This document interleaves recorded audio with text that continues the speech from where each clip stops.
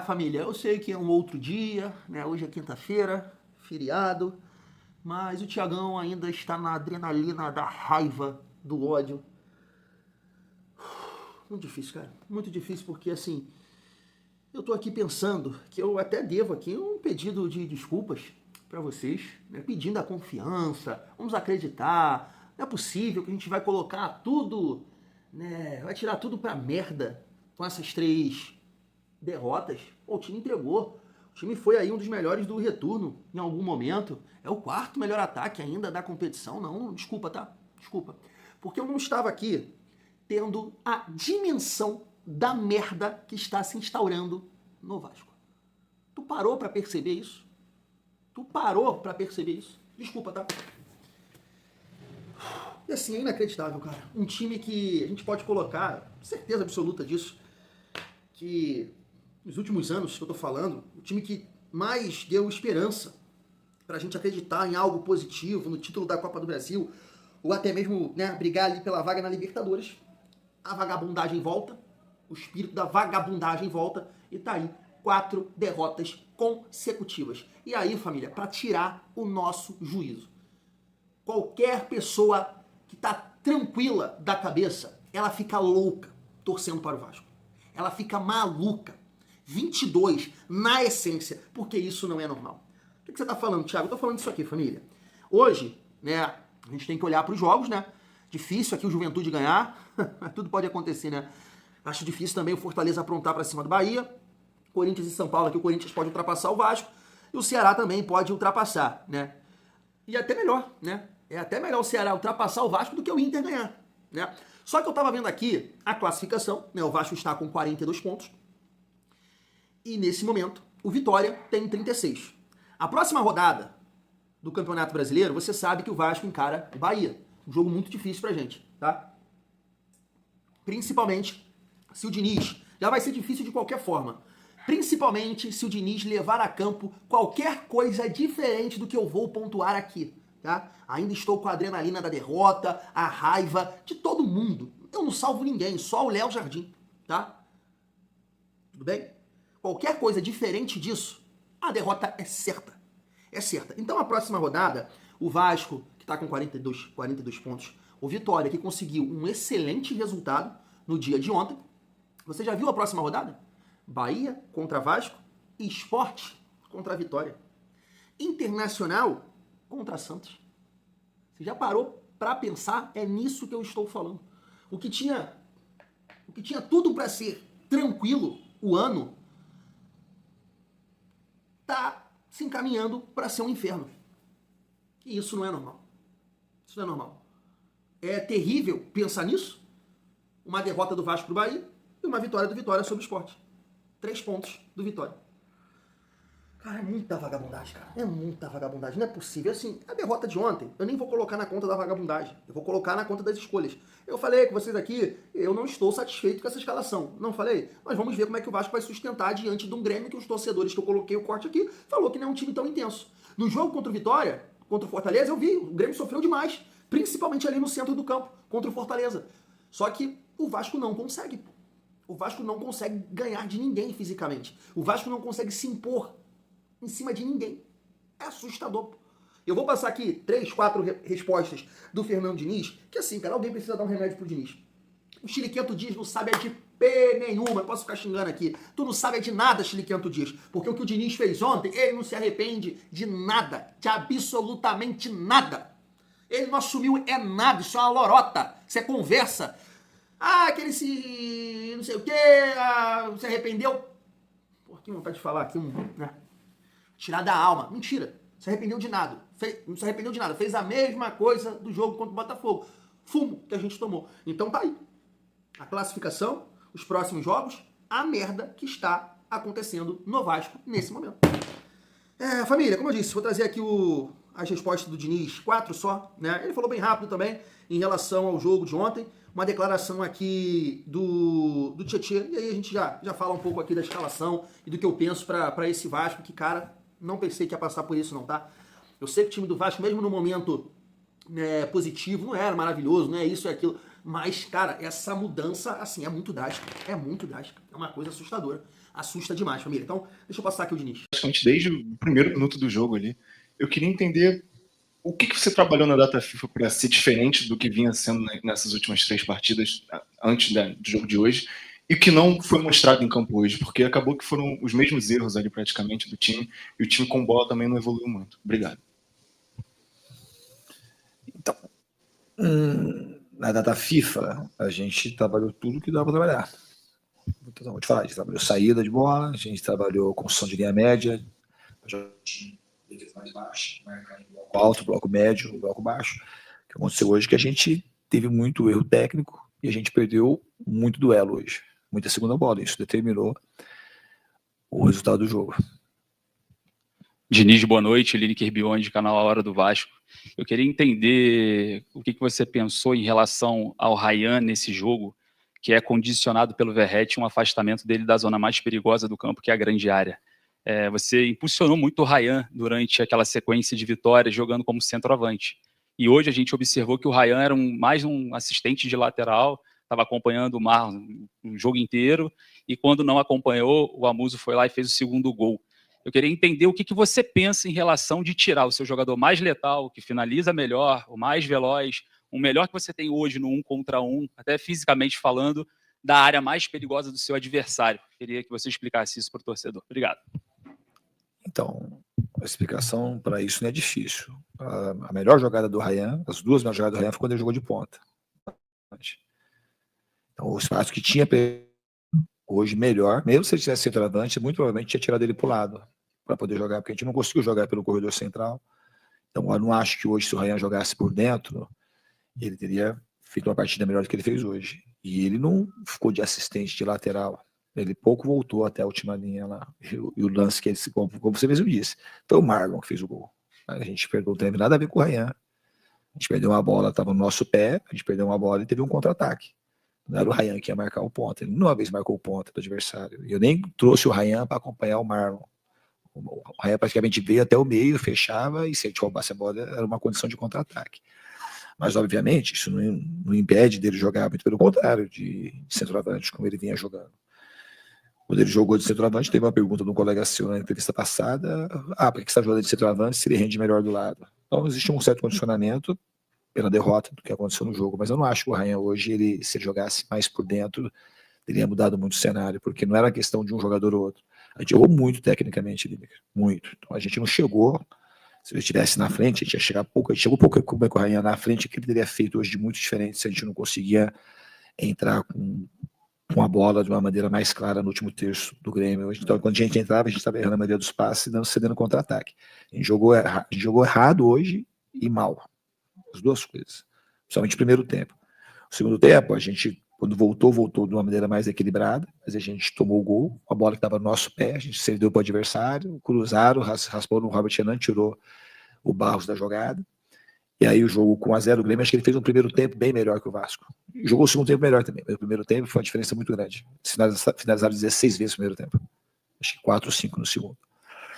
A gente precisa melhorar, mas não acredito que foi por conta do Ryan, ter tirado o Ryan da zona central e ter colocado ele na ponta. Galera, se inscreva na Hora do Vasco.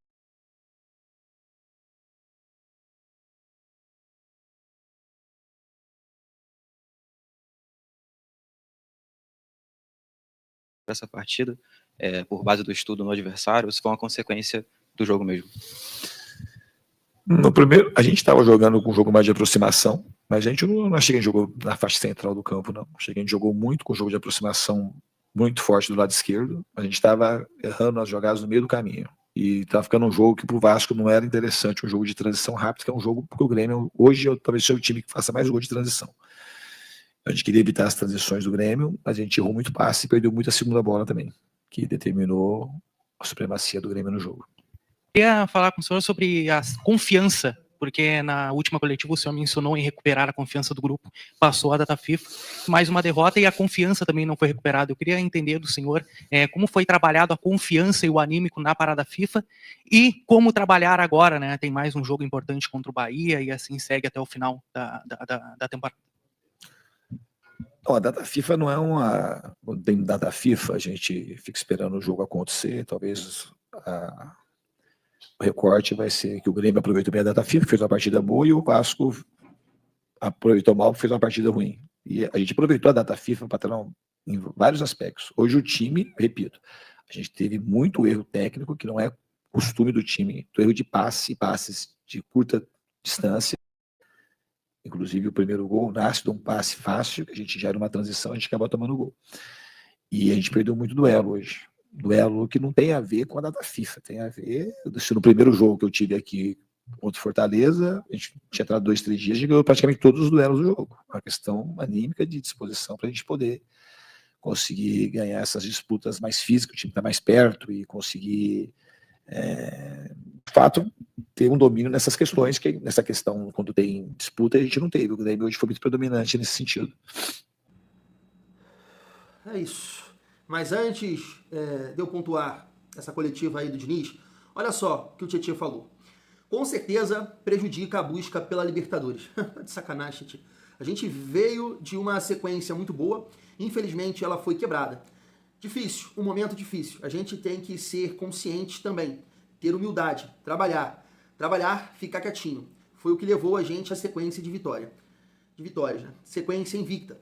E isso é o que vai fazer a gente melhorar e encontrar o caminho das vitórias. Disse o volante ao Premier. E assim, na minha cabeça, Titi, você não deve mais pisar no campo, tá? Não, titular.